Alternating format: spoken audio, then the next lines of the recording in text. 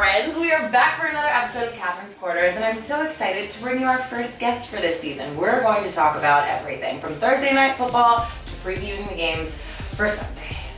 It's gonna be fun.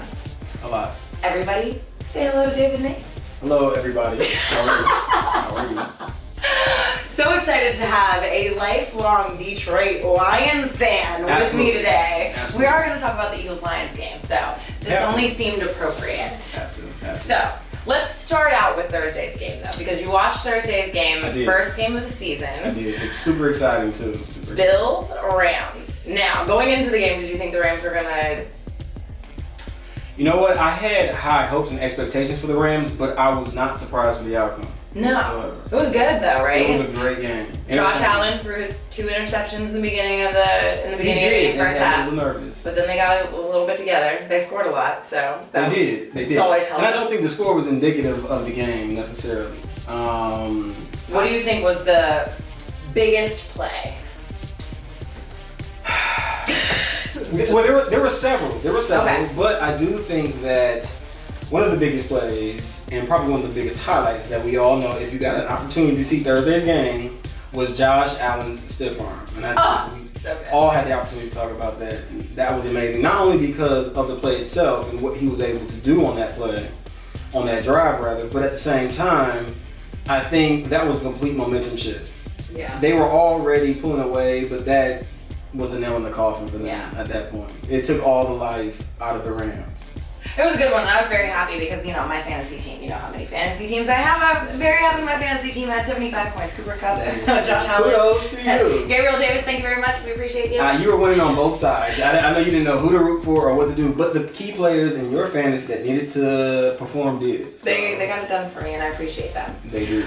So, we talked a little bit about that game. That game was great.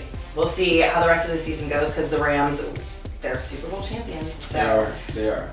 They may not give that kind of showing for the rest of the season.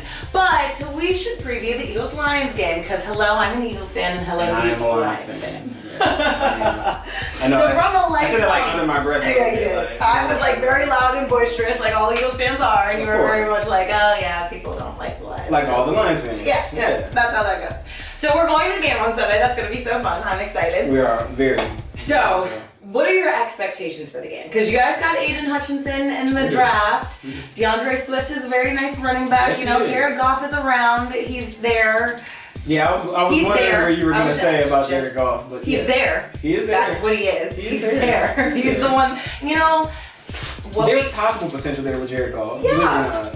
Absolutely. And I mean, he's not like Nathan Peterman, so it's some unknown random who gets thrown in. He's Jared Goff, so. He is. And Amon-Ra St. Brown. Yes, we like him. Yes, we do. Okay, so tell me what your expectation for the Eagles-Lions game is. For the Eagles-Lions game, I expect a hard-fought and very physical game. The Lions have always been known, if nothing else, to play very physical football. Okay. And I'm hoping for a Lions W. If I'm being realistic about being a football fan, I think that we are, and for the last 2 years, we've been in a few seasons of rebuilding. Mm-hmm. And I do think that this is probably, coming out of the draft, one of the best drafts we've had in a very long time. Mm-hmm. And I'm very happy with our roster that we have. And it seems more complete than it's been in several years. Yes. Since the Ndamukong Suh and Calvin Johnson days. Those days, so long ago. Yeah, it's been quite a while. Don't forget, we also went 0-16 with Ndamukong Suh and Calvin Johnson. So, yes, absolutely. That's, But you know, the Eagles like to get their whooped by the Lions sometimes. Very occasionally. I think we split that about 50-50. At best 50-50. Yes. So, and I think the last time we met, we got smacked. So 44-6. Exactly. So despite us having some W's, the last game we played was not that. So high hopes and expectations for the season. But you know what? The Eagles are possibly set to be division leaders. Yeah. So I don't necessarily have, I think, in my division, I would probably put us at best third. At best. Yeah. At best. So, and that's me being very hopeful. Very generous. Yeah, but that's generous of you. You have to be that way. You are a Lions fan, so. But you know what? I think fandom doesn't necessarily mean being unrealistic. No, it does not. it's understanding. Cowboys fans, are you listening? That was her, not me. On the record. Absolutely, fully me. I'm not gonna lie. In the '90s, I was a Cowboys fan. Troy Aikman, Emmitt Smith, that was me all day. Haven't been since. Have I known these things before? I'm kidding. No, she's not. She's probably not. But that's okay. That's okay. So, yeah. I think the Eagles-Lions game is going to be good. Now, I'm going to tell the people that you and your mom were very concerned about me buying tickets for us to go to this Lions-Eagles game because I am an Eagles fan and a very hardcore Eagles fan, if you've ever watched football with me and you've had the delight of doing that before. I have. I've had the... Delight was the word. Delight was the word that you used. But yes, I have. And you know what? As a fan should be, you are definitely very loud. Yes. And excited when it comes to your team. I think Philadelphia and Detroit have always been known to be very strong sports cities. Absolutely. It doesn't matter what the sport is. But when it comes to football, you know, we're pretty serious. Despite being Lions fans and us expecting but hoping for a win. Yes. We're fans. And this is a unique fan base in Detroit. And we don't do well or take kind to obnoxious fans from opposing teams. So, slightly concerned. I think even when we got the tickets, one of the stipulations or requirements was to sit on the Philadelphia side. Absolutely. On purpose. We are fully sitting on the Philadelphia side. We are. And that's because I'd rather be a Lions fan in a sea of Philly people than to be... Than for me to be Correct. the Philly fan in a sea of Lions fans. Now, that sounds like a recipe for disaster. I can't save you at that point. So, you know... Honestly, no one can save me. No, I would take a step back like, man, I told her not to wear I don't green. even know her. I would. I'd be Totally at that time jiggling for my keys. Oh gosh. I think it's gonna be a good time though. And I'm really excited. I'm hoping that because the Eagles just made so many acquisitions during the offseason, starting with AJ Brown. Some great ones. I'm really hoping that like Jalen has figured it out in the second year and everybody just feels very cohesive. So we'll see. Agreed. It'll be a good time though. But if nothing else, it's football season, so we're happy for that. Correct. So we covered Eagles-Lions. That's going to be a good one. Let's talk about Raiders-Chargers on Sunday, because that's a 4:00 game. Now, the Raiders now have Devonte Adams. That's wild. Which is crazy. Absolutely crazy. Do we think Devonte is going to have a similar level of production to what he had in Green Bay? Because he does. Aaron Rodgers and Derek Carr are completely different quarterbacks. Correct. So what do we? Because they also have Hunter Renfrow, they also have Josh Jacobs who can run the ball. What do we really think that Devonte Adams can do in a game against the Chargers? Because this is the rematch from that playoff elimination game. Yes, it Last is. time we saw Chargers go against the Raiders. We did, So, which was an exciting, extremely exhilarating game. That was so good. You guys didn't get the opportunity to see that. You might want to go back, check out that game prior to Sunday's game because it was an awesome game. To answer your question about Devonte Adams, while I'm excited to see him out in Oakland and to see him back with his buddy Derek Carr, I don't think we'll see quite the production, at least on the numbers side, that we did while he was in Green Bay. You know, he will still be the number one receiver the way he was in Green Bay, in Oakland, but like you said, Derek Carr is no Aaron Rodgers. Yeah. Aaron Rodgers loves to throw the ball. Derek Carr is going to run the ball. The situation. Correct. Yeah. Probably just as often, you know, as he throws. And I think Devonte Adams will have imperative production, and very important production for the Raiders, and will make them a team to watch out for. You know, I think Derek Carr has always been one of those quarterbacks that you either love him or you hate him. Yeah. And say what you will about Derek Carr. Derek Carr has been a fairly consistent quarterback. Yeah. You know, and the whole last season, 2021. They had all kinds of madness happening within their organization. John Gruden had to go. There was lots of and despite that, they performed exactly against the Chargers team. Correct. That is actually very good. I mean, extremely good. Anybody who's ever watched Justin Herbert knows that Justin Herbert can sling the ball, and he's got Keenan Allen, he's got Mike Williams. I mean, obviously he has Austin Eckler in the backfield. It seems like every time I see him play, he gets better with the football too. Yeah, I mean, he's almost reached 5,000 yards passing. Absolutely. Well, and he passes with precision and accuracy. Yeah. Like more experienced quarterbacks have to learn to do over time. You know, are we impressed with, say, Matthew Stafford's arm? Sure. Accuracy, occasionally. Right. So, shout out to him. I think he's improving with every season. Just about every pass gets better and better. It seems like his mobility outside the pocket seems to improve. So, definitely a team to possibly watch out for, too. For and sure. Khalil Mack. They just acquired Khalil Mack That's on true. defense. So, they're going to be a lot better against the run this year. And I think people are dismissing, I think they should be. Yeah. I think people are dismissing the Raiders, though. And, the Raiders have a very strong offense and defense. Their defense is wild. It is. Yeah. And so, I think people might be going into Sunday's game, kind of like you said, because of last year's distractions, forgetting about the team that the Raiders actually are and could potentially be. So, I think it'll be a very interesting game. I hope Devonte Adams does go off a little bit. Yeah. Not necessarily. You just want to see at least one game that you do plays. You want to see that. Well, he talked big shit. He has to back it up. Yeah. He made it seem like Derek Carr is comparable to, and that's his buddy. So he already let the media know to expect the same, if not better, production this year than he got last year. So he's got to show that in the first game. Absolutely. Yeah. Absolutely. That's definitely a game to watch. Absolutely. For sure. I'm excited. And Randall Cobb isn't lining up across from him. So, shout out to Randall Cobb. I'm just saying, shots. And also, Randall Cobb is at least 10 years older than him. So Correct. And that, to my point, is he has other receivers now and other targets playing off the ball. So it's like, I don't know if, Devonte Adams is going to get the touches he got in Green Bay. Yeah. And I mean, Hunter Renfrow was their leading red zone pass catcher. So, that's... Correct. Now they have Devonte. Devonte can do a little something. He's great with deep balls. We know that from his days in Green Bay. But now there's kind of two guys Derek Carr can go to. Correct. Sunday should be fun. I think and if nothing else, all of these Week 1 games are always just like a gauge for all of the moves. And we talked about the moves that happened in the last season on my last video. So all of the Week 1 games are really just how everybody fits. Yep. Let's check the temperature. Yeah.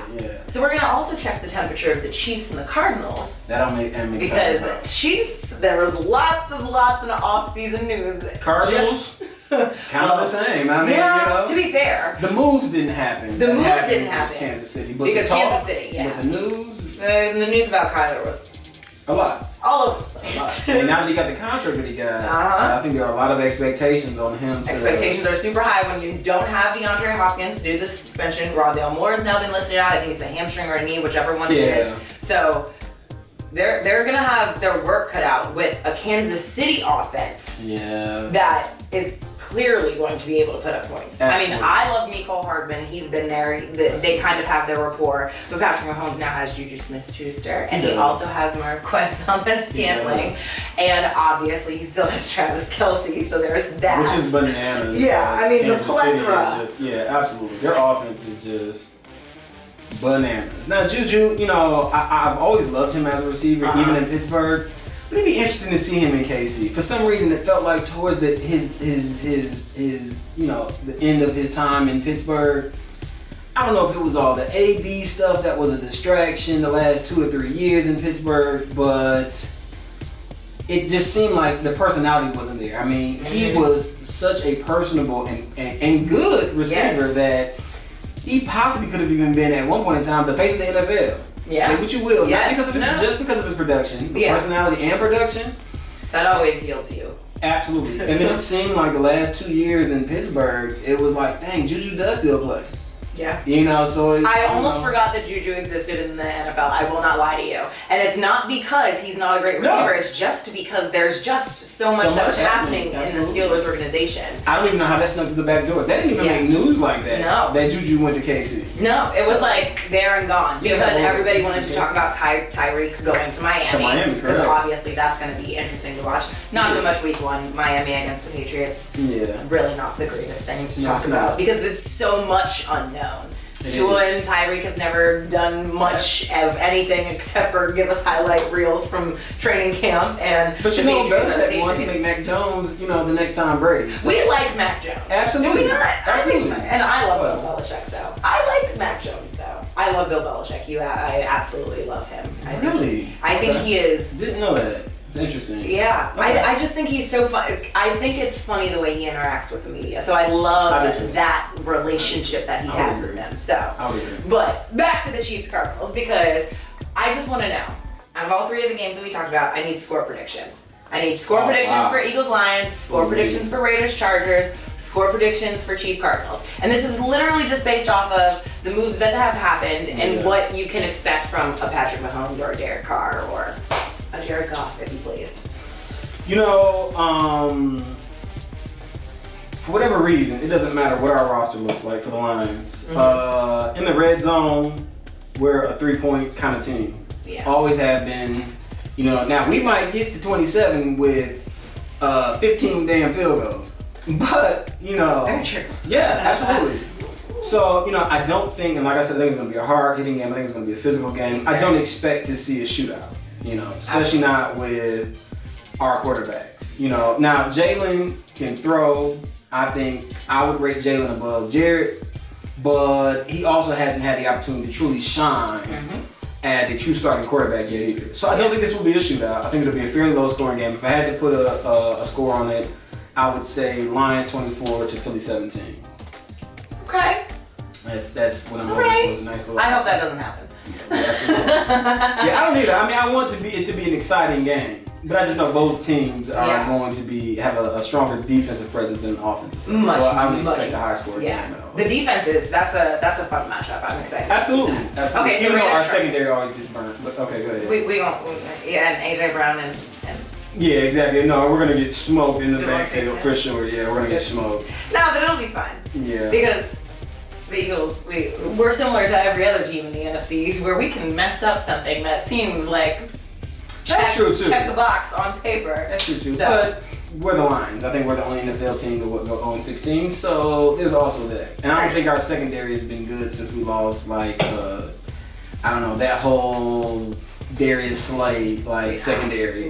Once we lost all that, it was like. Oh, and Darius Slay is coming back to Detroit. This is gonna be fun on Sunday. It's definitely gonna be fun. Okay, so Raiders Chargers. Give me a score for that one. Raiders Chargers. You know. That's a tough game. People are sleeping on that one. You know, I think the last time they met, I think it was a relatively low-scoring game. I think the Raiders won in OT. With the additions and the changes made to the Raiders, I think they're forced to be reckoned with, especially having known they just met this team.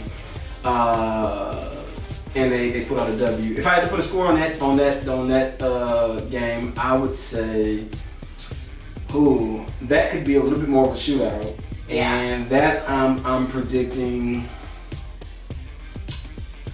I'll give it a solid. That's a tough one, man. Right, that's a difficult one. It's hard because the offenses are good. Yeah, I mean, but the defenses are. Yeah, same. You know, on both sides of the ball, they're turnovers, all of that. So they do. They create turnovers, force fumbles, all kind of stuff on both sides of the ball. Max Crosby is.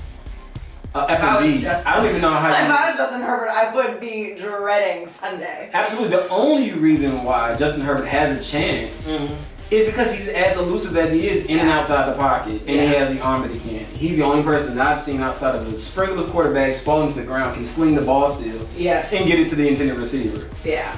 You know what? I think the Chargers are going to want a little bit of comeback. I think they fought hard for that game, so I'm going to give them the dub, but I still don't put them too far ahead. You know, similar to the Lions-Philly game, I think it'll be more of a shootout, but the defenses are strong. I'll put it 27 Chargers to 21 Raiders. Okay. Yeah. That's going to be a fun one. Yeah, that'll be a good one. Ooh. Okay, Chiefs-Cardinals. That one's going to be a little more of a potential for a blowout because the Cardinals are so beat up. Agreed. But we cannot forget that Buda Baker plays for the Cardinals, and Patrick Mahomes is learning Marquez Valdez-Scantling. He's learning, what's his name? Jesus, I just forgot his name. Juju Smith-Schuster. The one who I forgot for the last 2 years anyways. There it is. We just talked about it. There you go. Like, what's his name? What is that man's name? No. But they're definitely going to figure it out. Yeah. And you know what? And KC has not played that much with each other outside of practice because Patty wasn't playing in preseason. And neither was Juju. Neither were all of these new acquisitions.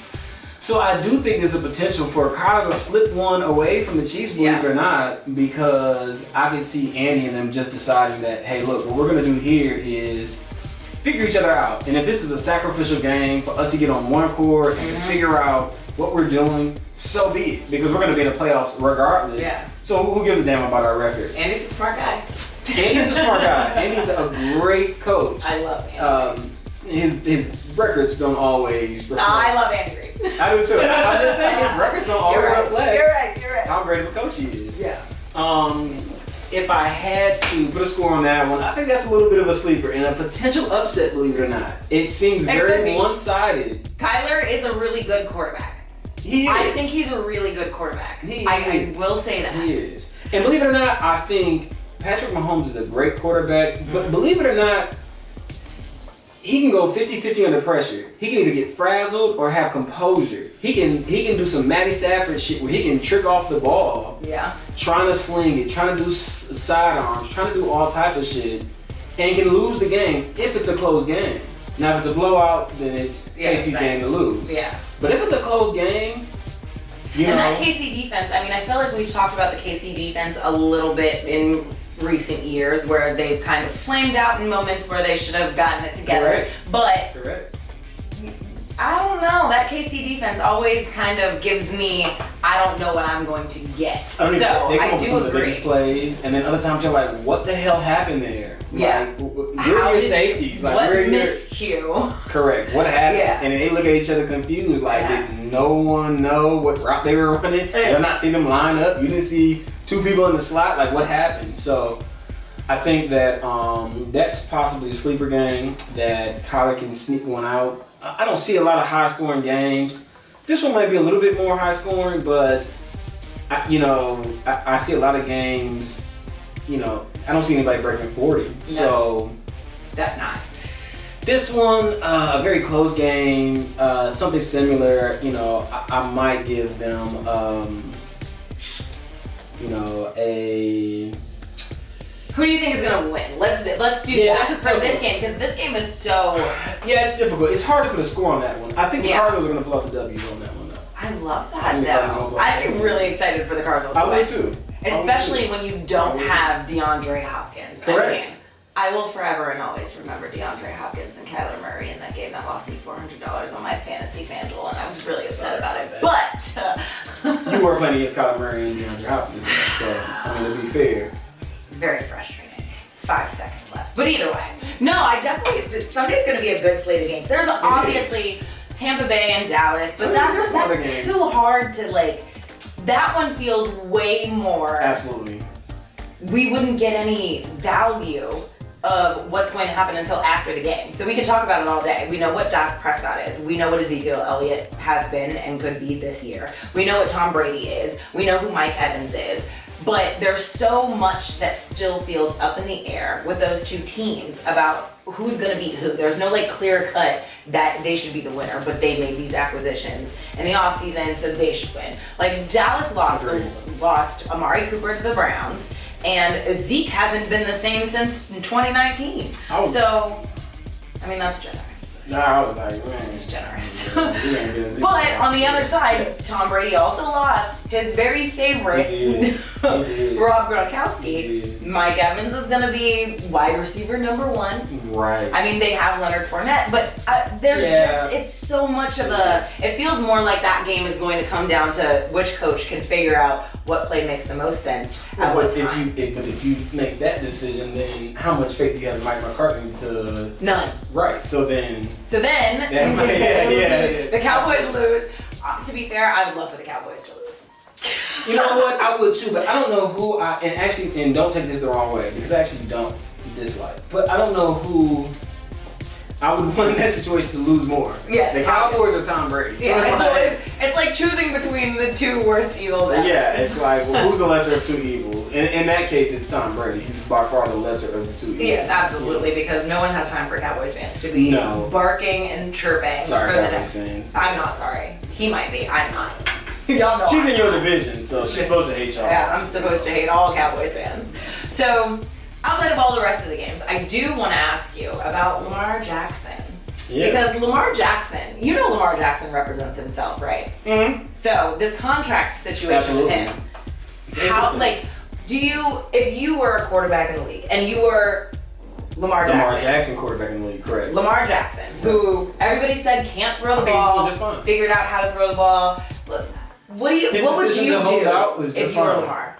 I think his decision to hold out is just fine. I don't think that there's any pressure to sign as long as you agree to play. Yeah. He's going to get a contract. We're not worried about that. We're just making sure that what's in the contract makes sense for who I am and what I am. You guys decided to set the tone, you guys being the NFL, yes, for what the going rate for a star quarterback in this league now is.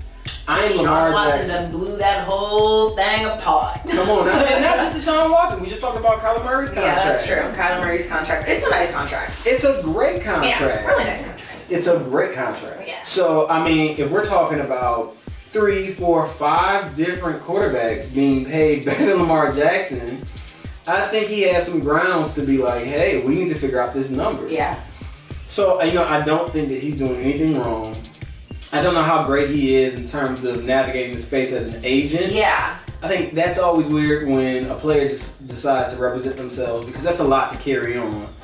Be focused on getting ready for the games and your contract. Because say what you will, uncertainty around your contract will absolutely affect your performance on the field. Absolutely. It absolutely will. Because you're thinking about that every time a ball gets dropped, every time you guys don't score on a drive when you're literally 5 yards from the end zone. Like, you think about that stuff. This may show and demonstrate his mental fortitude and his tenacity. This may show, hey, look, now you have something to play for. You know your performance is going to dictate your contract. Mm-hmm. And knowing that, then we'll see his ability to go ahead and leave it all on the field and say, okay, fine, because this is going to show you I'm worth paying this dollar amount. So we'll see.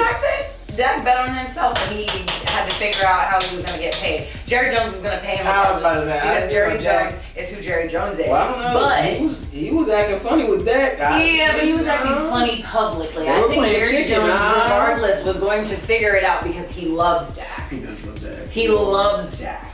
And Jerry makes, we already know what 2 + 2 is 5. What was his damn comment? I can no longer operate as if 1 + 1 = 2 or some crazy.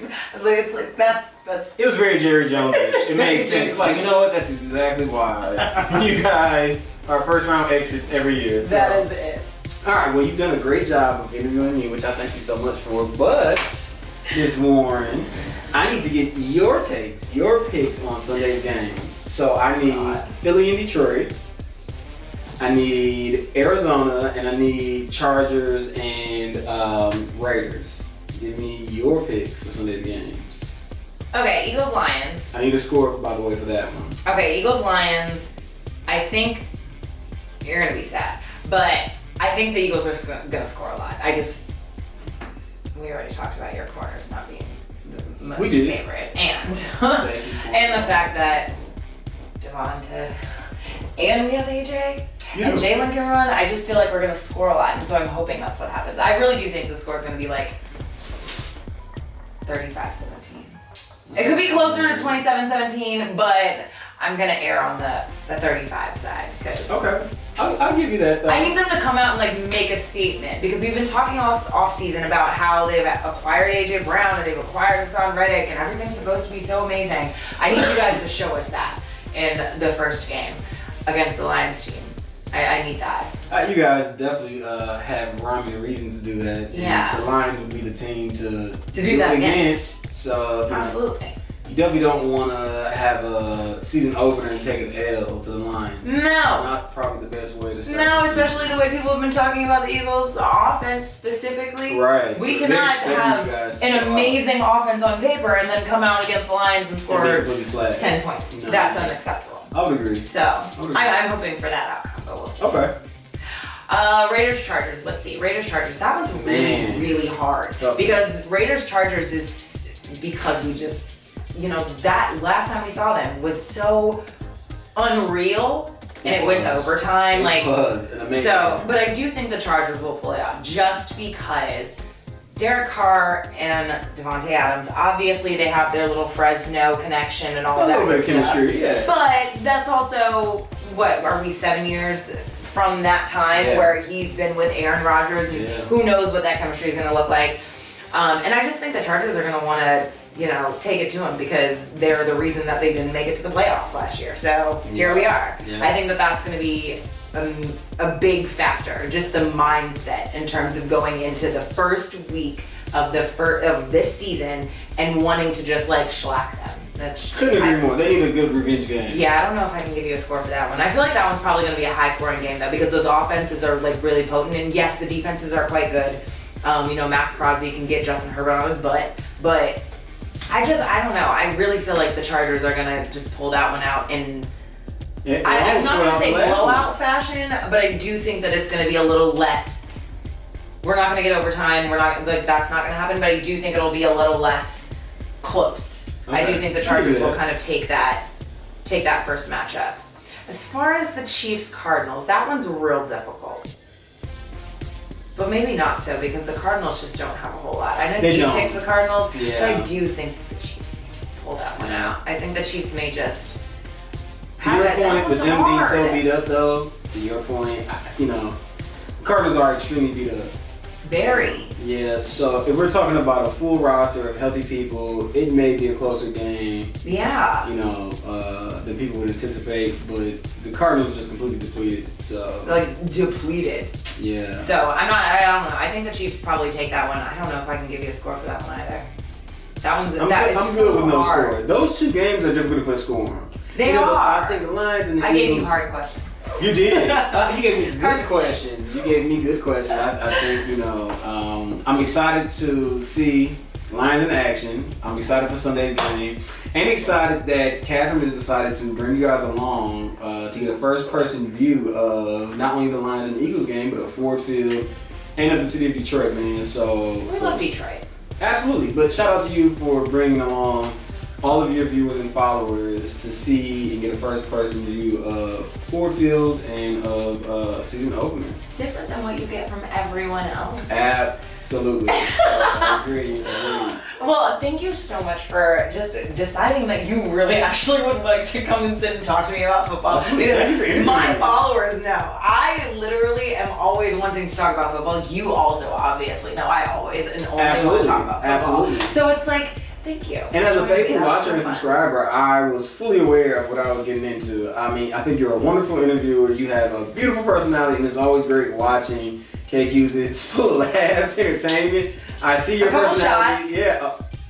Shots throughout the whole thing. I think a few times I had to let people know the views and opinions expressed by this lady right Not here. the disclaimer. I had to, just let people know in case you see me walking on the street. I don't want to catch a brick to the back of the head. So yeah, the all of yous. Yeah. Come out of my mouth.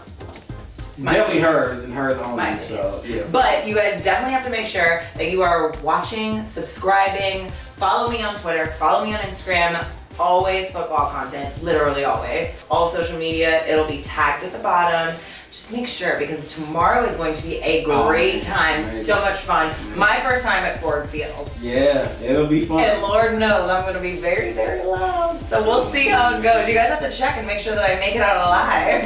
I'm saying the prayer All the prayers. Prayer right now. Thank you so much for joining, friends. I'll see you next week.